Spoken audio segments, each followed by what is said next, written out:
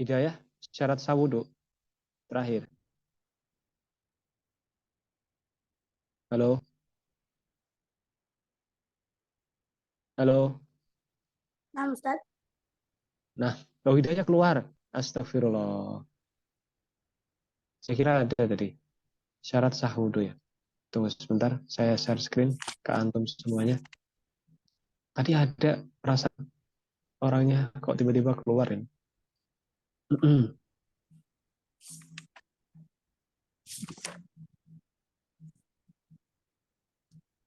Ini apa ini? Loh,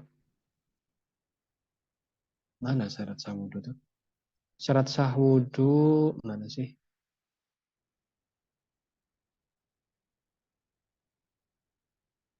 Yang ketujuh sudah dicatat. Salma Azkiyah. Oh, Nidaul Husna. Sudah. Sudah, Ustaz.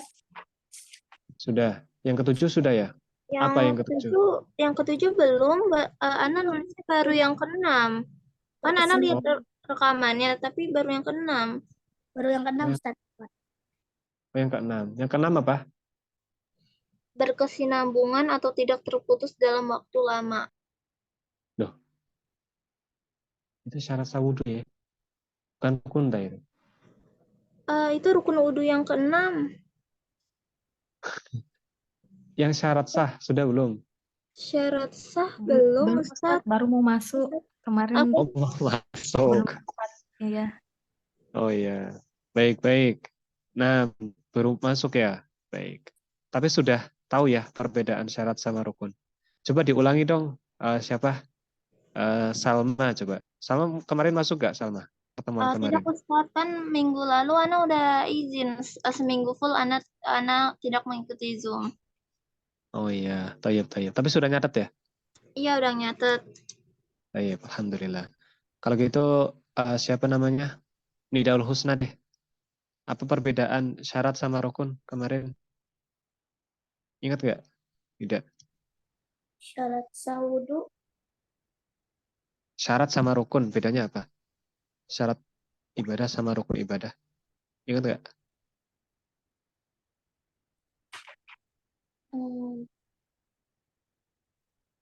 Tidak, Ustaz. Tidak ada. Ana ada Waduh. catatannya, Ustaz. Silakan. Kenapa Salma? Tapi takut salah, nggak apa-apa ya Ustaz. Syarat Gak adalah apa-apa. segala sesuatu yang harus dilakukan sebelum melakukan ibadah. Sedangkan Heeh. rukun adalah segala sesuatu yang harus dilakukan di dalam ibadah tersebut. Nah, itu ada itu catatannya. Nanti dicatat lagi ya. Siapa namanya? Nah, jazakallahu khairan Salma. Nidaul Husna nanti dicatat lagi ya. Disimak rekamannya yang kemarin itu. Mm-mm. Baik, sekarang kita masuk ke syarat sah wudhu.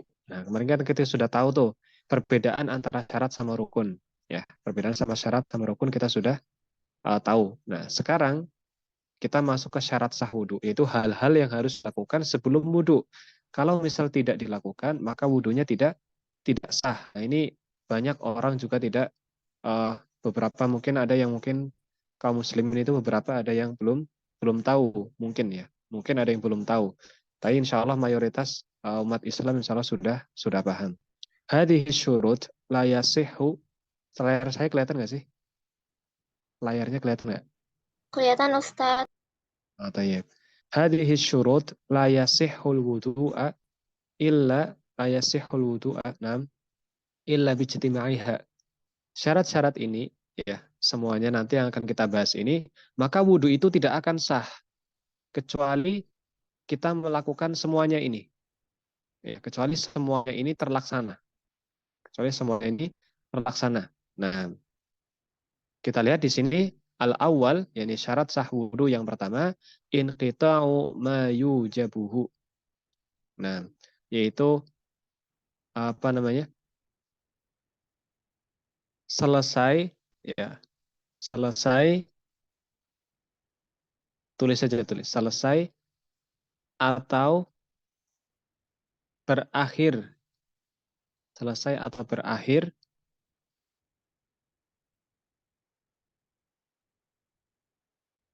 selesai atau berakhir dari hal-hal yang mewajibkan wudhu. Nah, dari hal-hal yang mewajibkan wudhu. Nah, selesai atau berakhir dari hal-hal yang mewajibkan wudhu. Maksudnya gimana, Ustaz? Gini, kita baca pengertiannya. Ai labudda an yanqati'a ma yujabul wudhu. Maksudnya adalah agar selesai atau terpotong atau sudah putus dari apa yang mewajibkan wudhu. Nah, wahya nawaqituhu hatta yasihul wudhu'a. Yaitu adalah pembatal-pembatal wudhu sampai dia sah wudhunya. Maksudnya seperti ini, ya. Orang itu kalau sedang atau mau akan wudhu, pasti kan ada sebabnya sebelumnya. Kenapa dia bisa tidak suci? Nah, contohnya dia itu apa? Misalnya pipis. Pipis itu membatalkan wudhu nggak? Membatalkan Ustaz. Membatalkan. Nah, kalau misal kalau misal dia masih pipis, maka dia belum sah wudhunya. Maksudnya dia masih pipis, terus dia langsung wudhu gitu loh. Paham nggak? Itu nggak sah. Dia harus selesai dulu pipisnya, kemudian cebok afan, istinja gitu kan, bersih. Nah baru setelah itu dia mulai wudhu. Jadi jangan dibarengi. Harus selesai dulu dari apa yang mewajibkan wudhu. Orang kentut misalnya, itu harus selesai dulu kentutnya baru mulai wudhu. Tidak boleh orang sambil kentut sambil wudhu. Nah itu tidak boleh. Ya, tidak boleh sambil kentut sambil wudhu. Maka wudhunya tidak sah. Kalau lagi wudhu terus kentut, ya berarti harus wudhunya dari awal. Ya, tidak boleh dibarengi, tidak boleh. Nah, seperti itu. Begitu juga misal pembatal wudhu yang lain. Ya. Misal di sini dikatakan fala yasihhu an yatawadda'a athna fi'lihi naqidan min nawaqidil wudu aklilah mil ibili masalah. Maka tidak sah ya bagi seseorang itu wudhu di tengah-tengah tindakannya yang membatalkan wudhu. Ya. Maka tidak sah bagi seseorang itu wudhu di tengah-tengah tindakan yang membatalkan wudhu. Ya seperti tadi, sebenarnya saya bilang. Ya, lagi kentut, terus wudhu, itu tidak boleh. Atau lagi pipis, dia wudhu, tidak boleh. Ya, biar hemat waktu, Ustaz, misalnya. Enggak bisa. Enggak bisa. Harus selesai dulu. Ya. Nah, di sini contohnya agak gorib ya. Kalau contoh di kitab ini, ka'akli lahmil ibil, seperti makan daging onta. Ya, ini mungkin jarang kita dapati di negeri kita ya, tapi ini adalah salah satu pembatal wudhu, yaitu makan daging onta. Siapa saja yang makan daging onta maka dia harus wudhu. Nah, artinya wudhunya itu batal gitu ya. Kok kenapa Ustaz? Ya Nabi bilangnya begitu ya. Nabi bilang begitu ya. Nabi yang memberikan ketentuan. Siapa yang makan daging onta maka dia wudhunya batal. Nah, dan khusus daging onta, tidak daging yang lain. Nah, jadi kalau misal uh, kita buka puasa ya, kita buka puasa, kita makan daging ayam gitu ya, daging ayam, kemudian kita nggak wudhu, habis makan kita langsung sholat itu tidak masalah, ya, tidak masalah. Tapi kalau daging onta yang kita makan, meskipun sedikit, ya kita wudhunya batal. Nah, seperti itu. Baik, sampai sini Salma, jelas? Jelas Ustaz. Alhamdulillah. Nida, jelas Nida? Jelas Ustaz. Alhamdulillah. Hidayah, paham? Eh, masih agak bingung Ustadz, yang ini selesai atau berakhir dari hal-hal yang mewajibkan atau membatalkan wudhu. Iya, selesai. Selesai itu berakhir juga. Bisa diartikan berakhir juga. Dari hal-hal yang mewajibkan atau yang membatalkan wudhu, Ustadz. Membatalkan dan mewajibkan itu sebenarnya sama saja. Ya, sama saja. Jadi, kapan seseorang diwajibkan wudhu? Ketika dia misalnya setelah kentut misalnya. Ya, sama sebenarnya. Antum tulis saja kalau misal bingung, atau dirubah kalimatnya. Kalau di sini soalnya dari apa yang mewajibkan. Ini kan kita mengambil bahasa kitab gitu ya. Tapi kalau misal ingin mudah, bisa diganti saja tidak apa-apa. Pertama adalah selesai dari hal-hal yang membatalkan wudhu atau yang mewajibkan wudhu. Afwan Ustaz. Nah, kalau batal itu gini loh, Hidayah. Batal itu kan berarti dia pertama suci dulu, kemudian dia melakukan tindakan jadi batal gitu kan. Betul nggak batal itu? Ya Ustaz. Batal itu kan berarti kondisinya pertama sudah terlaksana dulu Sudah. ibadahnya, eh, kemudian ada suatu tindakan, maka kita jadi batal. Nah, tapi kalau ini, apa yang diwajibkan itu maksudnya sebelumnya ini kita belum suci gitu loh, belum wudhu. Makanya kita diwajibkan wudhu karena hal-hal tadi gitu kan. Karena kita sudah melakukan hadas kecil, ya. Karena kita terkena hadas kecil, maka kita diwajibkan wudhu seperti itu. Nah, Ustaz. jadi kalau misal bedanya, berarti bedanya kalau misal yang diwajibkan maksudnya itu sebelumnya, sebelum kita wudhu itu. Nah, kalau yang batal itu kan berarti sudah wudhu, terus kita melakukan tindakan, jadinya batal. Baik, bisa dipahami yang nomor 1? Ya paham Ustaz. Alhamdulillah. Alhamdulillah. Nah, yang kedua, syarat sah wudhu yang kedua adalah Islam. Syarat sah wudhu yang kedua adalah Islam. Fala yasihul wudhu min kafir, maka tidak sah wudhunya orang kafir. Ya, orang kafir wudhu itu tidak sah. Falau anna kafiran ta'addu alam yasihu wudhu'ahu. Nah, Ustaz, Wan, Ana izin sebentar karena orang tua Ana lagi pergi, ada anak bangun dan nangis. ya, nggak apa-apa, silahkan. Baik. Falau anna kafiran tawaddu alam yasihu wudhu'ahu. Maka kalaupun orang kafir itu berwudu, maka wudunya itu tidak sah. Wadzalika li'anna Allah azza wa jalla la yaqbalu minal kafiri ibadah. Nah, karena Allah azza wa jalla, Allah yang maha perkasa dan maha mulia, tidak menerima ibadahnya orang kafir. Ya, ibadahnya orang kafir itu tidak terima sampai kapan? Sampai mereka itu masuk Islam terlebih dahulu. Dan wudu itu termasuk bagian dari ibadah. Wudu itu ibadah. Nah, wudu itu ibadah. Maka tidak sah wudunya orang kafir meskipun wudunya sesuai dengan wudunya Nabi, ya, sesuai dengan tata cara wudunya Nabi. Tapi kalau dia belum masuk Islam, ya, dia masih kafir, ya, maka dia tidak bisa atau dia tidak sah wudunya. Nah, baik, bisa dipahami? Bisa, Bisa Ustaz. Ustaz. Alhamdulillah.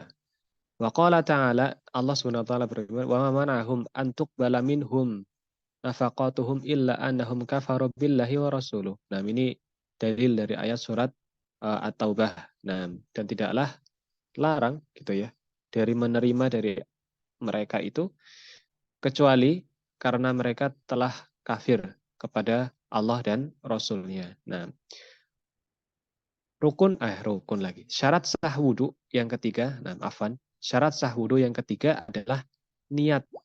Nah, ini penting nih. Niat. Syarat sah wudhu yang ketiga adalah niat. Ay la yasihul wudhu illa biniyah.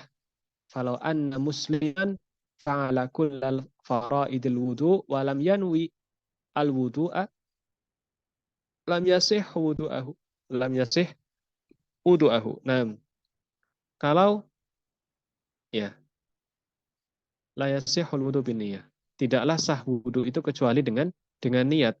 Walaupun seorang muslim itu melakukan semua rukun wudhu dari awal sampai selesai, ya, tapi dia tidak berniat di dalam hati, tidak berniat untuk wudhu, tidak berniat untuk bersuci, maka wudhunya tidak sah, ya, seperti itu. Dan ini niat ini masuk ke seluruh ibadah, bukan hanya di wudhu saja ya, di seluruh ibadah, ya. Kalau misal tidak niat, maka tidak sah wudhunya. Begitu juga orang yang mandi wajib, ya, dengan orang yang mandi biasa, itu yang membedakan. Pertama adalah niatnya, karena mandi itu sama-sama basah pada dasarnya. Tapi kalau yang satunya itu niat untuk bersuci, yang satunya niat mandi biasa. Jadi berbeda, ya. Kalau dia niat dari awal niat mandinya untuk bersuci, ya, maka mandinya itu sebagai ibadah dan sebagai bentuk tindakan untuk menyucikan diri dari hadas besar. Nah, tapi kalau dia tidak niat sama sekali, dia hanya sekedar rutinitas mandi biasa, maka tidak terhitung sebagai ibadah dan tidak terangkat hadas besarnya kalau dia memiliki hadas besar. Wadzalika li'anna Nabiy sallallahu alaihi wasallam qala innamal a'malu binniyat. Nah, binniyat.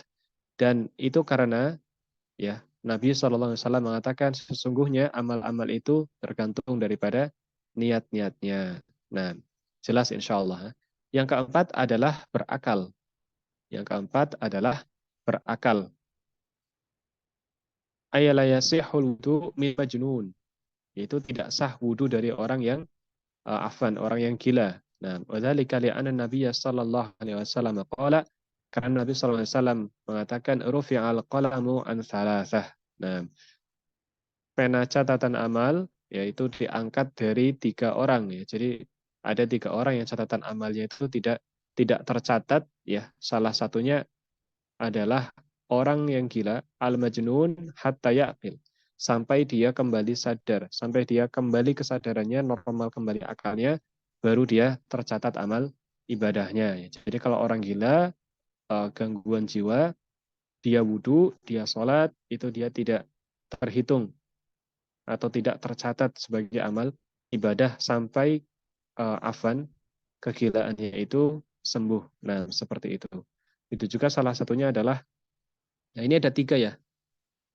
Pena catatan amal itu diangkat dari 3. Di sini yang disebutkan hanya 1, ya orang yang gila sampai dia sadar. Yang 2 adalah anak kecil sampai dia balik. Ya, anak kecil sampai dia balik. Jadi anak kecil itu belum tercatat amalannya, ya sampai dia balik. Kemudian yang satu lagi adalah orang yang tidur sampai dia tersadar, sampai dia terbangun. Nah, seperti itu. Jadi kalau orang tidur, dia mimpi dalam tidurnya itu bermaksiat kepada Allah, orang tidur dia dalam tidurnya mimpi berzina misalnya, ya, maka itu tidak terhitung sebagai dosa, ya, karena itu mimpi. Dia tidak dalam keadaan sadar, jadi tidak tercatat sebagai suatu amalan. Nah, bisa dipahami sampai sini? Bisa Ustaz. Alhamdulillah. Yang kelima adalah tamyiz. Nah, ini tamyiz. Yang kelima tamyiz. Coba mulai dari siapa? Hidayah. Coba tahu nggak Hidayah? Apa itu tamyiz? Belum, Ustaz. Belum. Salma, pernah dengar nggak tamyiz? Apa itu tamyiz? Belum Ustaz. Oh, belum. Nida balik nggak? Belum. Belum balik Nida ya. Baik. Kan Ustaz belum. Ya, nggak apa-apa, nggak apa-apa. Nanti yang penting sambil dengarkan saja nggak apa-apa. Nah, tamyiz itu silakan ditulis. Tamyiz adalah, ya ini penting. Tamyiz adalah bisa memahami hukum, nah, bisa memahami hukum, bisa memahami hukum dan menerapkan hukum dengan baik, dan menerapkan hukum dengan baik. Nah, dan menerapkan hukum dengan baik. Nah, dan menerapkan hukum dengan baik. Sudah ditulis? Sudah, Ustaz. Nah, saya jelaskan. Maksudnya bagaimana? Maksudnya adalah dia tahu mana yang dibolehkan, mana yang tidak dibolehkan. Dia tahu kalau misal sholat misalnya ya, dia tahu kalau misal sholat kentut berarti batal, harus wudhu misalnya. Dia tahu kalau misal sholat berarti tidak boleh berbicara. Nah, dia tahu kalau mau sholat harus wudhu dulu misalnya. Nah, itu namanya dia kan mengerti hukum dan memahami hukum. Serta dia bisa menerapkannya, ya, menerapkannya. Menerapkannya itu gimana? Setelah dia tahu itu semua, dia mengamalkan itu dengan paham, dengan betul mengamalkannya. Ya, jadi ketika sholat dia nggak main-main, ya dia fokus sholatnya tenang gitu kan. Nah, seperti itu. Wudhu juga tenang, serius. Nah, seperti itu. Itu namanya tamyiz. Jadi dia bisa memahami hukum dan menerapkan hukum dengan baik. Kalau anak kecil itu belum tamyiz ya. Kadang wudhu main-mainan air gitu kan. Dia nggak tahu yang penting basah-basah saja. Sholat kadang lagi sujud itu kan pantat temennya ditepok misalnya. Kemudian didorong-dorong ya, ketawa-ketawa. Nah, sholat takbiratul ihram pertama, kemudian kedua udah lari-larian kemana-mana. Nah ini belum tamyiz ya, belum tamyiz karena dia belum bisa menerapkan hukum, ya, belum bisa menerapkan hukum yang baik ya. Karena kan apa namanya? Kita tahu bahwasanya sholat itu tidak boleh seperti itu, ya, tidak boleh seperti itu. Sholat itu serius, harus ibadah yang khusyuk. Nah, falyasihul wudu min tiflin ghairi mumayyiz. Maka tidak sah wudu dari anak kecil ya, balita yang belum mumayyiz ya. Tadi yang belum bisa memahami hukum dan menerapkan hukum dengan baik. Li'annahu min ghairi ahli ibadat. Karena dia bukan termasuk ahli ibadah. Ya karena bagaimana dia bisa jadi ahli ibadah? Wong yang ada di pikirannya hanya main-main saja gitu ya. Yang ada di pikirannya anak kecil ya cuma main, nggak ada pikiran lain. Nah, main nangis habis itu selisih 5 menit udah lupa, habis itu langsung main-main lagi, ketawa jatuh, misalnya nangis kemudian main-main lagi ya, seperti itu saja, tidak ada uh, pikiran oh ini kalau sholat gerak begini, ini gimana, ini bagaimana gitu kan, kentut berarti harus wudhu lagi gitu kan, enggak, belum paham. Nah seperti itu. Wadzalika li'anna Nabi sallallahu alaihi wasallam, karena Nabi sallallahu alaihi wasallam qala, nah ini hadisnya sama seperti yang atas tadi, rufi'al qalamu an salasah, pena catatan amal itu diangkat dari 3 orang, wazakara minhum, dan salah satunya ini tadi yang pertama orang gila sampai dia sadar, yang disebutkan di sini lagi adalah as-sabi hatta yahtalim, yaitu anak kecil sampai dia apa namanya mimpi basah ya, sampai dia balik. Nah seperti itu. Jadi kalau selama dia masih sobi, masih balita, masih anak-anak, maka dia tidak ada kewajiban sholat. Nah, ini Nabi kan memerintahkan kalau yang sudah 7 tahun, yaitu diperintahkan ya, diperintahkan sholat. Sementara yang boleh dipukulnya itu ketika usia 10 tahun. Karena usia 10 tahun itu harusnya sudah mulai tamyiz, ya, sudah mulai balik, sudah mulai tamyiz, sudah bisa memahami hukum. Ya, jadi ketika usia 10 tahun anak masih malas-malasan sholat, ya, dalam tanda kutip malas-malasan ya, bukan berarti apa namanya asal boleh dipukul, enggak. Syaratnya Nabi adalah kalau dia malas-malasan sholat, maka boleh dipukul. Dan dipukulnya ini bukan dipukul yang keras di kepala misalnya, ya, sampai berdarah-darah, enggak ya. Dipukul sebagai bentuk pendidikan, tarbiyah. Dipukul tarbiyah. Nah, dia misal dipukul tangannya atau badannya, tapi yang penting dia sadar dan kembali menuruti perintah orang tuanya. Nah, seperti itu. Ya bukan berarti dipukul ini seperti mukul penjahat, itu tidak. Nah, seperti itu. Jadi kalau dia belum tamyiz, masih usia ini hanya diperintahkan saja. Muru auladakum bisalah. Perintahkan anak kalian dengan sholat ketika usia 7 tahun. Hanya diperintahkan saja. Yang penting perintahkan jalan gitu kan. Yang penting dia kenal. Oh ternyata, misal laki-laki ya. Laki-laki dia itu kenal. Oh ternyata setiap masuk waktu sholat, itu kita harus ke masjid gitu kan. Nanti ketika dia sudah terbiasa ke masjid, nanti sampai dewasa itu terbawa kebiasaannya. Oh, jadi setiap jam sholat itu ke masjid. Setiap jam sholat ke masjid. Oh, nanti di masjid, entah di masjid dia main-main, entah apa ya, yang penting dijaga. Dan kalau bisa itu jangan sampai main-main. Tapi kalau misal terlalu mengganggu jamaah, ya boleh untuk tidak dibawa. Nah, tapi ahsannya apa namanya, jangan sampai anak tidak pernah dibawa ke masjid. Kalau bisa tetap sekali ditarbiyah di masjid agar dia itu kenal dengan sholat jamaah.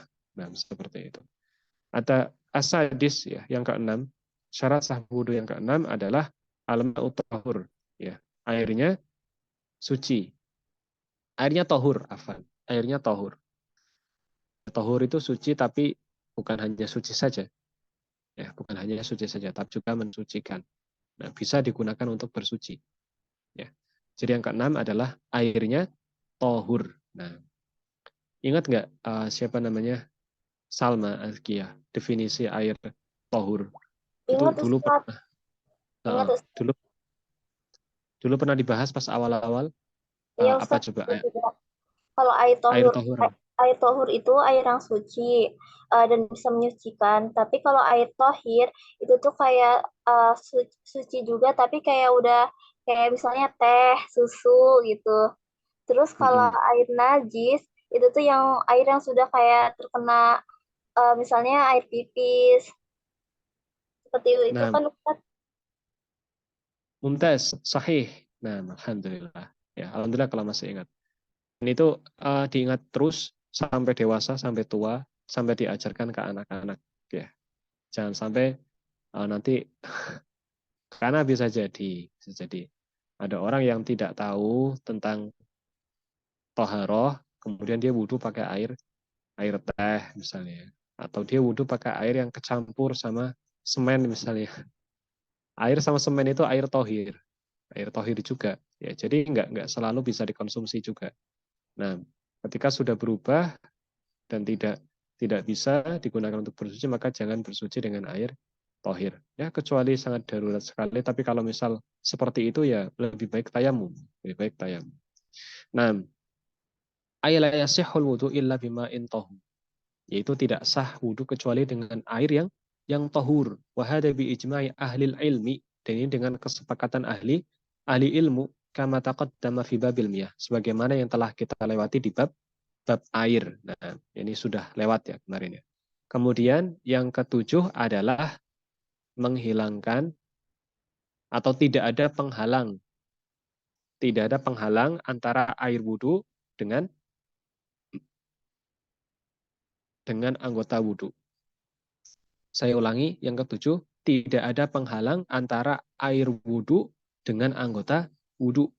Nah, jadi airnya gimana? Airnya langsung muncur langsung ke kulit. Nah, muncur langsung ke kulit. Air wudhunya, ya, air yang sudah jernihnya itu langsung ke kulit. Ai izalatu ma yamna'u wusulil ma ila a'dha'il wudu, yaitu menghilangkan apa yang menghalangi dari sampainya air ke anggota wudhu. Kal manakir, saya tidak tahu ini manakir apa. Wa nahwihi wa dzalika li anna Nabiy sallallahu alaihi wasallam asbighul wudu. Nah, qala asbighul wudu, bersungguh-sungguhlah di dalam wudu. Wal isbagh hiya isalil ma ilal jald. Nah, wala yasilul ma ilal jaldi idza kana bainahu wa bainal jaldi hailun kal manakir. Manakir ini apa ya? Saya tidak tahu ya.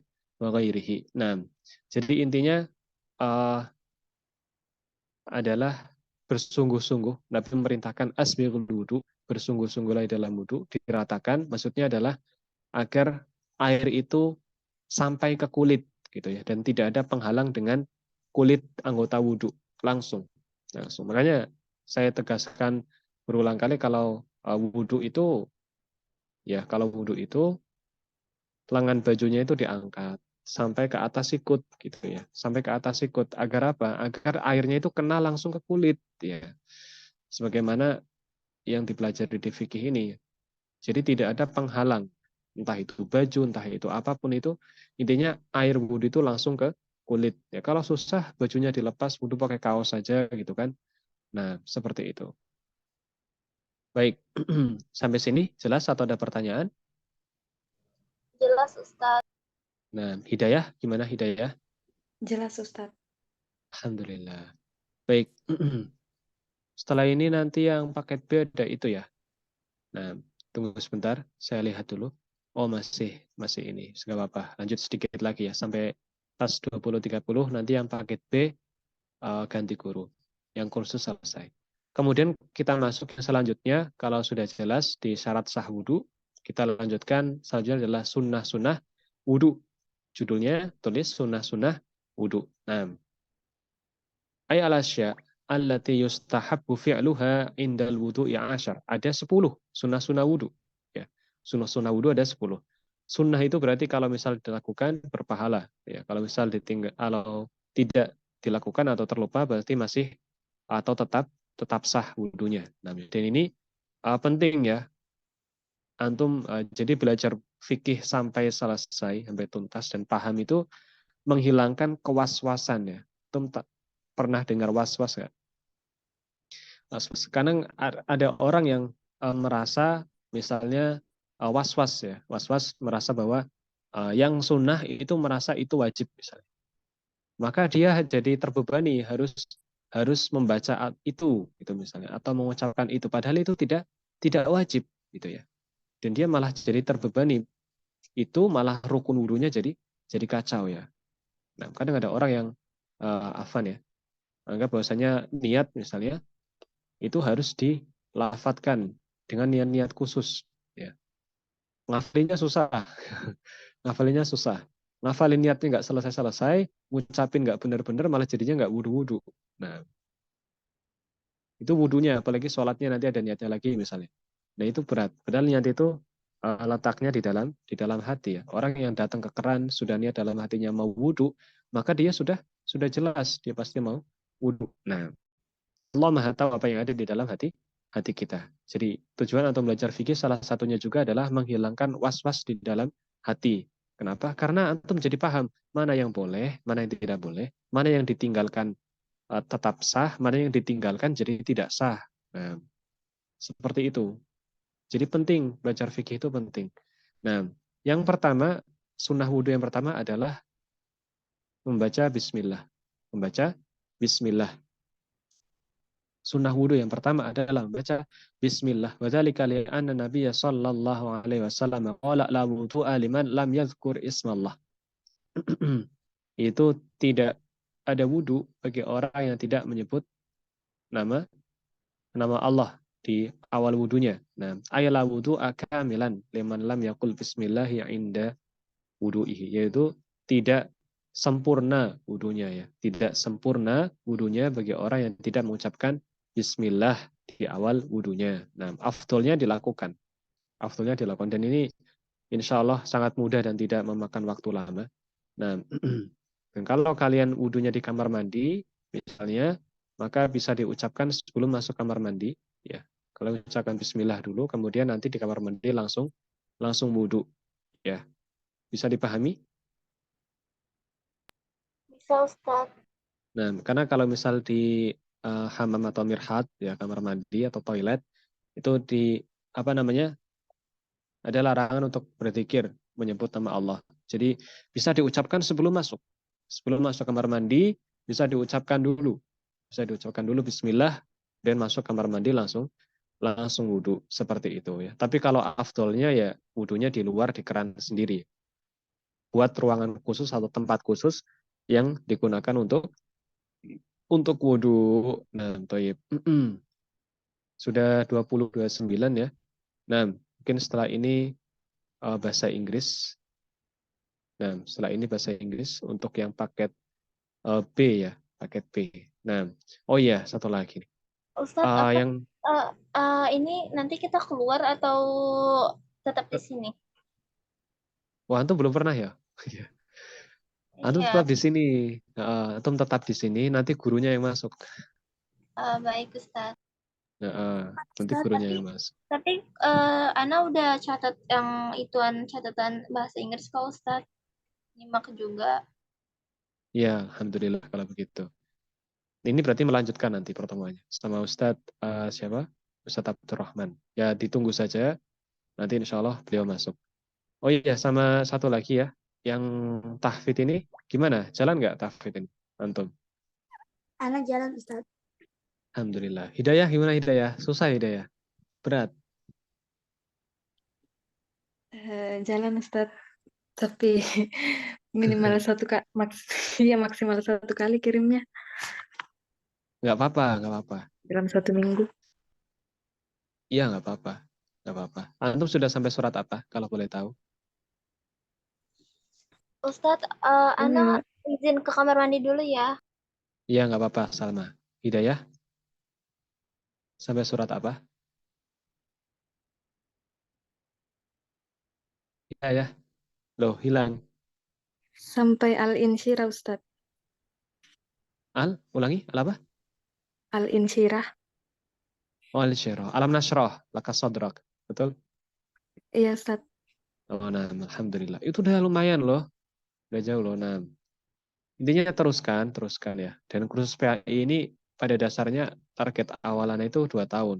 Tapi insya Allah nanti akan ada pemantapan sampai 3 tahun. Sebenarnya kalau bisa, sebenarnya sih nggak wajib ya kursus PAI. Tapi saya pengennya minimal kursus PAI itu hafal juz 30. Minimal. Ya, karena itu surat-surat yang paling sering dibaca ketika sholat. Nah, paling sering dibaca itu juz 30. Jadi kalau bisa itu hafal. Karena nanti akan diajarkan terus-menerus. Kalau misal laki-laki, dia ngajarkan ke apa namanya anak-anaknya misalnya, atau dia ngajar jadi guru, atau dia ngajar di TPQ misalnya, atau dia jadi imam. Ya, qadarullah ditunjuk jadi imam, maka dia maju gitu kan, bisa baca hafalannya. Nah, tapi kalau misal perempuan bisa diajarkan ke anak-anaknya gitu kan. Nah, seperti itu. Jadi penting. Dan kalau bisa nanti sebenarnya kepengen ada tahsin ya. Jadi kalau bukan hanya sekedar tahfidz, tapi juga ada tahsinnya. Kalau bisa, tapi nanti belum. Sementara masih fokus setoran saja dulu. Ya, yang penting rutin. Hidayah karena mungkin Hidayah sibuk kerja ya. Minimal intinya dalam 1 pekan itu tetap ada setoran. Ya. Usahakan. Ya, usahakan tetap ada setoran. Insya Allah Ustaz. Nah, bisa insya Allah. Bisa. Bisa insya Allah. Nggak apa-apa. Antum itu berpahala loh. Hafalin Quran itu berpahala banyak insya Allah. Jadi tenang saja, tidak perlu khawatir. Nah, dan manfaatnya banyak, manfaatnya banyak. Nah, mungkin di sisi lain banyak orang yang bekerja, tapi dia tidak sempat hafal Quran, tidak ada tasmiknya, tidak ada apa korektornya, tidak ada. Nah, antum di sini masya Allah dikoreksi sama Saudara Rahma, hafalannya sudah banyak beliau. Nah, itu hafalannya udah banyak Saudara Rahma itu. Nah, apalagi beliau juga nanti ngajar matematika juga, multilan beliau ini, insya Allah. Nah, taib. Insya Allah sudah cukup ya malam hari ini. 1/2 jam sudah kan, kurang lebih. Insya Allah yang bab selanjutnya kita bahas di pertemuan selanjutnya. Sebelum ditutup, ada pertanyaan? Ada Ustaz, pertanyaan?